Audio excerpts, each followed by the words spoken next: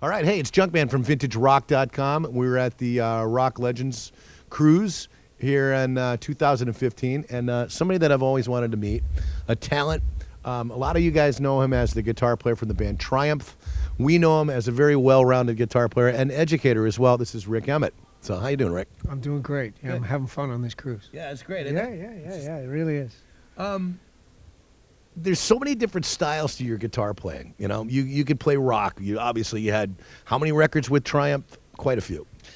Well, I would say there was over a dozen that sort of went gold or platinum. Yep. Mm-hmm. So yeah, did a fair bit, but I've done more on my own since I left. Which is what I want to find out. I mean, there's all different kinds of styles that you're able to play, from acoustic to jazz to blues to rock. Do you have a preference of any of them? Is there something that really just gets you going above and beyond any of the other styles of music that you're able to play?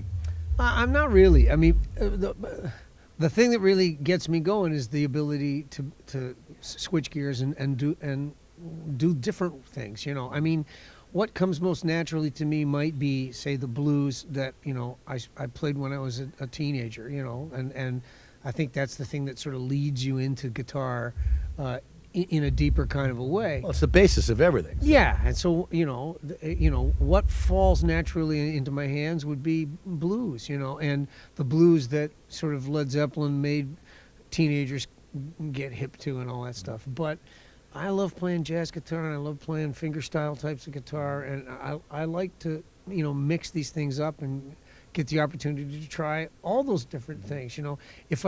If I couldn't do that, then I'm not sure that I would find it so intriguing. The intrigue comes from the eclecticism. Mm-hmm. Yeah.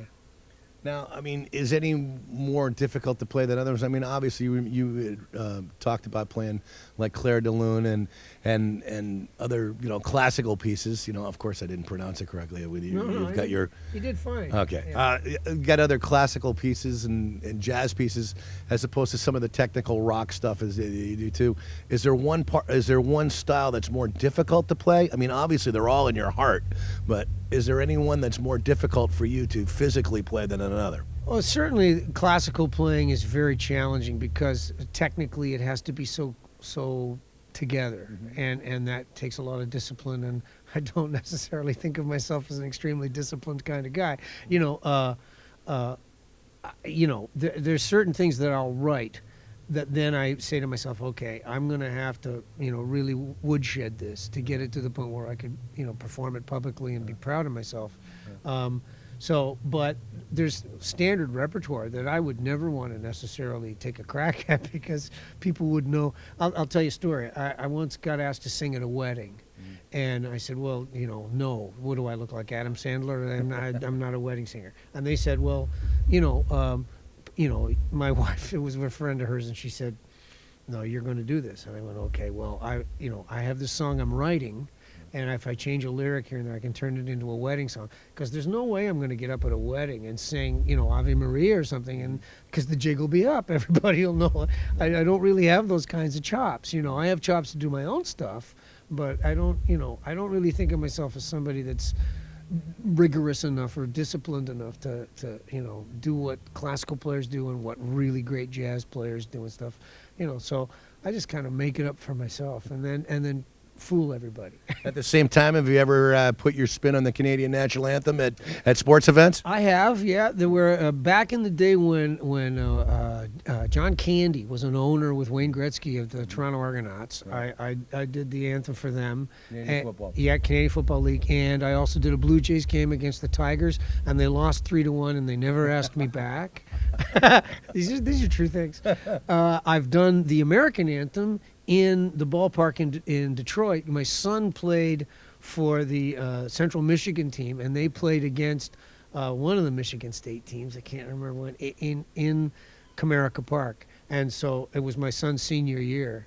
And they said, will you sing the anthem? And they'd asked me every year. And I said, no, because I didn't want the baseball thing to be about me. I want it to be about my son. Mm-hmm. And my son said, no, you got to do this. And I went, okay, I'll do it. So I sang the American anthem in Comerica Park for about, 1,200 people, which seems like there's no one there, Right.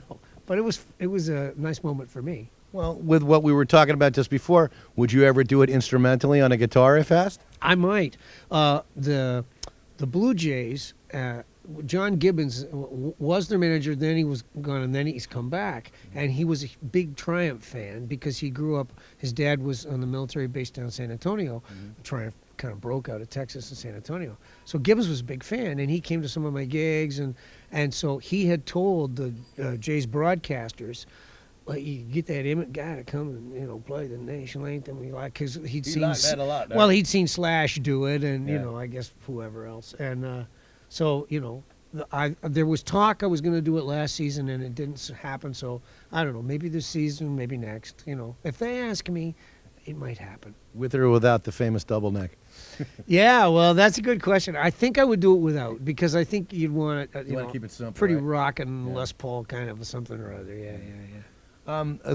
Something that a lot of our readers and listeners might not know about, but you're an educator. You're actually a professor in Toronto. Yes. Tell us a little bit about the university that you teach and the courses that you're teaching. I teach at Humber College in Toronto at the Lakeshore campus, which is sort of Etobicoke, West Toronto.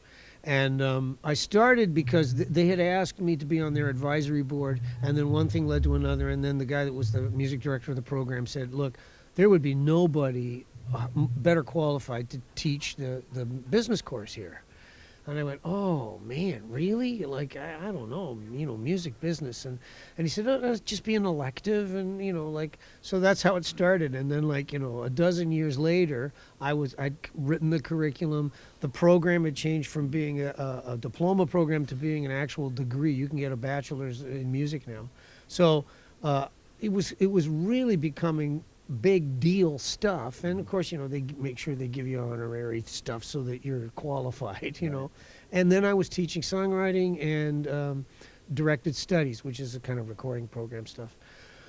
But the thing that I enjoyed the most was the songwriting. So I've been trying to sort of pull myself back out of the business thing a little bit and focus more on the songwriting. Maybe as I get older I'll gravitate back towards the other things again, but I want to have enough free time that I'm only really working part-time at the college. I don't want to. I had a lot of hours, and I kind of backed back out of it. But I love the school. I love the program. Humber College is a jazz-based kind of program, musically. And so the kids there, they're tremendous chops. And it's kind of good to be around young people that are kicking your butt and keeping you current. It's like playing with a great band, Always, Yeah, yeah, it is. And you're surrounded by people that, they're on the front end of it, so they have that naive energy and excitement, which is, it's nice to be around that. It's inspiring. Yeah. Kind of reminds me like when you were first coming out, and just it's you don't get jaded by it. You're constantly seeing it in new ways. But I will say this, I talked earlier about the not being necessarily academic rigor, not having that discipline, and when I went to Humber College, I lasted one semester, and then I quit. And then I went out and I said, look, why would I be paying money to study something that I could go out there and I could be making money doing? Because when I wiggle my butt in a tight pair of pants, people will pay money. So I think that's still so? You think people would still do that? Yeah, I think I'm a show business kind of guy. I'm not sure that I'm a pure musician, so, whatever. Yeah. But the challenges of being a professor as opposed to the challenges of being a quote-unquote struggling musician at one time, do you see differences or more similarities or more differences in that? Well, when you're in a rock and roll band, it's not the same thing as being on the faculty of an esteemed program. You know what I mean? But I mean, in terms of getting your point across to your students is what I was talking about. Oh, I see. Yeah. Certainly, there's an element to teaching that is entertaining. But there's also a very prescribed kind of, they call it curriculum, and you're supposed to deliver it, right? When you do music, I think you're given a little more latitude. But I would say that the skill set that I developed as somebody in front of crowds and, working in front of an audience, and I think that they benefit equally each way, so that now when I come out and I play a show and I'm talking between songs, I'm not really, worried about whether I'll say the right thing or the wrong thing, or talking on my feet is what I've done for part of my living for the last, 15 years now. So I kind of go, It's like a Tuesday afternoon in my business class. Shut up and listen to what I have to tell you. Now the grade curve is pretty good in terms of in success rate in terms of your students. I mean, you get a lot of graduates. Oh yeah, and I've had some people go on to some very successful kinds of careers, but it's not just me. I mean, there's a lot of teachers there, and there's a lot of good ones. I feel quite honored to be included on that faculty just because of some of the people that teach there. They're unbelievable musicians and deep people. I tend to kind of. I bounce along on the commercial side of the thing. There's some jazz guys there that are like scary, deep dudes. So, it's been a nice thing for me that I've been able to do both for sure. Well, as the son of a college professor, I get it. Right on. This is what led me into that too. So I think about my dad a lot with what I do. He was a communications type of person. Yeah. Majored, got a lot of people through school, turned a lot of heads around that weren't quite so sure. My question with what I was just saying was, do you get a lot of that? Like just seeing somebody that you thought at the beginning of the semester really wasn't going to be going someplace and we were able to turn them around. Do you get a lot of that?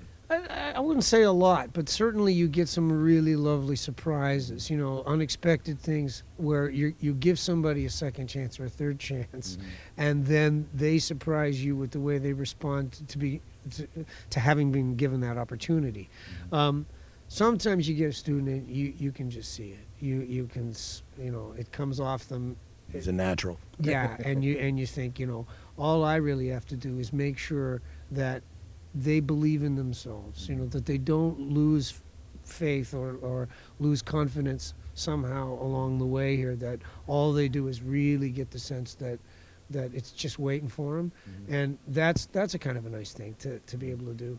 I'll be honest with you, when you teach in the music business, the batting average is not good. I mean, when major labels were trying to do what they would do, their batting average was only 100. Right. like one. Well, you guys were so successful with Triumph, especially. I mean, just sold out shows and people buying all the records and the merch, and you guys were on videos, and you were just so successful at doing that. So. It takes luck. It takes luck, and sometimes being in the right place at the right time is because you did a lot of hard work and you've sort of figured it out, but it still takes luck, and it's a numbers game, there's no doubt about that. But one of the things that I try to tell students, and this is, advice for musicians that might be watching, one of the secrets of life is .367. Do you know what .367 is? Explain on it. Okay, it's the lifetime. I'm your student right now. The lifetime batting average of Ty Cobb. And Ty Cobb was the greatest hitter of all time. And Ty Cobb failed more than 6 times out of 10. Yeah. So what does that tell you? Right. Like, if you want to go in the music business, you got to learn to love failure, because it's all about getting your teeth kicked in, and you just get back up and you go at it again. And you say, thank you very much for the shit sandwich. Let's go. Like, that's what you have to do. And I think that's true of all businesses, but in the music business in particular, it's a tough business, and you got to be tough, and you got to be happy with a single.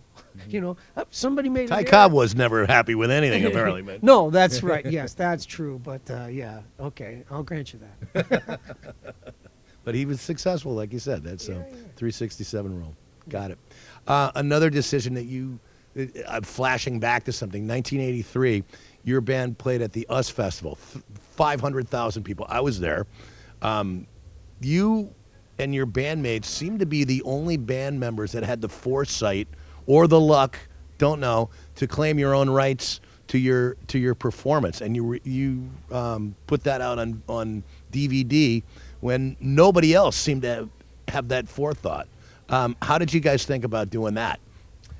Well, a lot of the really intelligent decisions that got made were made by Gilmour or Mike Levine. Okay. I was always, the junior partner, passenger on the bus kind of thing. But hey, Rick, you were Switzerland. Well, it was more like, Rick, go over to the studio and you do what you do over there, and we'll take care of things here. And the the bottom line there was Gil was very good friends with Steve Wozniak, and that show was really Apple's money. Right. And there were other production companies involved and stuff. And so after they'd shot it, and now I think it was just like some production company said, "Hey, we could shoot it," and Apple just went, "Yeah, let's throw more money at that," And so they did, and then the tapes were just sitting somewhere, and nothing was happening with them. Yeah. And I think Gil was having a conversation with Woz one day and sort of said, "Hey, is anything going on with that stuff?" And he said, "No, I wish something would." And Gil said, "Well, we could make something happen with ours." And he went, "Okay, go ahead." And so it was like, "Oh, okay, we will." It was that easy. I think that's kind of, you make it sound like there was some sort of giant master plan, but I think it was really just two guys sort of, chewing the fat on the phone, and then something happened. There was a lot of questions about it for so long. Like you said, they just sat in a tape. There was nothing, and then a little bit popped up on YouTube. You got to remember too, there was a lot of politics to that show because there were all the different days and all the different bands, and then there was all that stuff that happened on the day that we played, where Van Halen got paid more money because Bowie got paid more. And Van Halen had a favored nations clause in their contract, so they had to get paid $1,001,000. So all of this stuff was going on, and I think a lot of the bands in, Van Halen, we won't say who, their performance maybe was not up to, the highest standards. And so I think maybe that was some of the things that sort of made it so that the tapes kind of rotted, because the bands went, "Oh, it was a hot day, and the monitors weren't that great, and when the wind blew, you couldn't hear a damn thing out of the monitors," and, ham. The Triumph performance was wonderful. Well, as you can see if you buy the DVD. Yeah, well, thank you. Yeah, we felt like, we gave it a good shot, and we felt like we were unique enough in that environment. There were a lot of, like, Judas Priest played that day. Mm-hmm. They rode the motorcycles up. They had the leather and the studs and they must have been sweating in the first, minute and a half in those outfits. Like, we were the band in white. Yeah. We were the guys that were doing songs like, Fight the Good Fight and The Magic Power of the Music and like Positivity. Yeah, exactly. And I think that was something that kind of made it so that we stood out a little bit from the rest. And honestly, I think that was why they hired us to play that day. Wozniak he was a fan of the band, and he was a fan of that positivity. Mm-hmm. And so I think maybe that made it so that it was a little easier to be able to get the tapes. And, we're going to have to remix some of that sound. Oh, yeah, go ahead. Okay. I appreciate you answering that question. It's something I've always wanted to ask you about. How do you feel about being on this Rock Legends cruise, and what do you like best about it? Well, what I like best about it is that once I finish this interview, I'm done, and tomorrow I have a day off. I'll get to see bands and drink beer. There you go. But I do have to work on the last day of the cruise. But so it was kind of front end loaded. I've done cruises before, but only as a tourist, never as a performing kind of person playing in a show kind of thing. So this has kind of been a lot of fun, and it's been interesting to sort of be in this environment and meet the other musicians and talk to them, like the thing I just did with Lonnie Jordan. It was pretty interesting kind of conversation, get to meet the guy and hear those Hendrix stories and stuff. And so those are the cool things. And of course, it sounds a little corny, but it's true that you're getting to meet these people that they're fans of rock music. They just love it. Yeah. And so you're in that environment. And you're going, oh, okay. So I'm going to a meet and greet this afternoon, and I'm thinking, well, there might be 50 people or something. And it was like it was running overtime, and there were hundreds of people. I'm going, man, like these people are into it, So we are, and they got the albums, and they get, and they're begging for guitar picks. I don't know how much these people paid to be on this trip, but it's the weirdest thing. People paid thousands and thousands of dollars to be on a boat. They're begging for a pick that cost a fraction of a cent. And you go, yeah, okay, here you go. Yeah. You made them happy, man. Yeah, That's it, yeah. Money well spent by them. Yeah, no, it's true. And it's kind of a neat thing to be in that environment. It's nice. Well, thanks for being able to speak with us a little bit. I appreciate being your last interview before you get some time off and everything. So, again, this is Rik Emmett. I'm Junkman with VintageRock.com. And again, it's the Legends of Rock Cruise 2015.